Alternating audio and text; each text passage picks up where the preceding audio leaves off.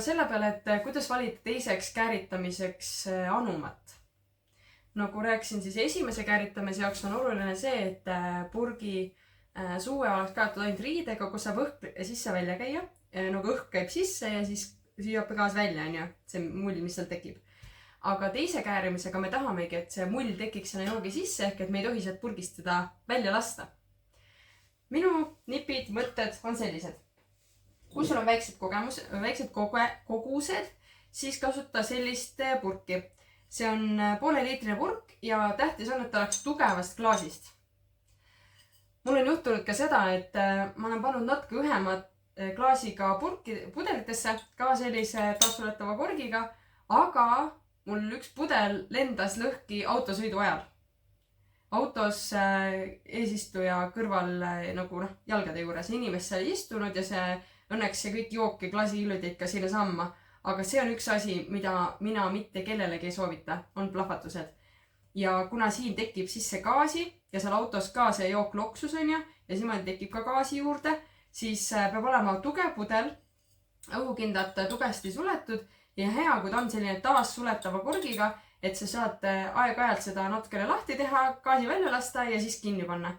Ja kui sa nendes ka säilitad, siis soovitan ka enne kuskile peolauale või nagu piknikule viimist siit õhku välja lasta seda gaasi, sest mõni jook käärib hullult edasi ja siis seal kohapeal on jama, kui see üle nagu paiskub ja või seal kohapeal hakata teda väikselt sustutama.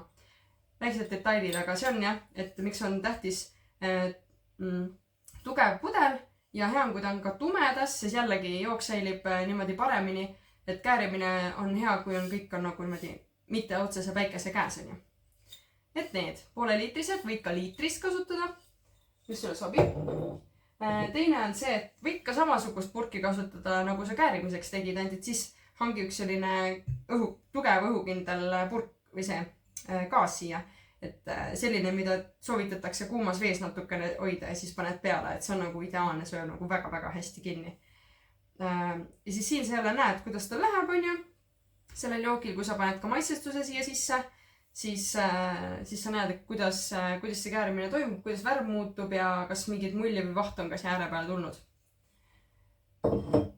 Mina isiklikult kasutan selliseid plastikust nõusid, sest need on lihtsalt head, kerged, mugavad ja need on ka sellised, et kui mingi käärimine toimub ja see on tugevasti kinni, siis nagu ta natukene paisub, et ta ei löö korki pealt ära, ta ei löö midagi kildudeks ja ta on hea 4-liitrine, et kui mul on näiteks ma teen kahe purgi joogid, panen ühte siia suurde purki, et 4 liitrit maitsestatud jooki ma saan siia korraga panna ja siis ma saan ühe maitsestuse siia korraga sisse lisada.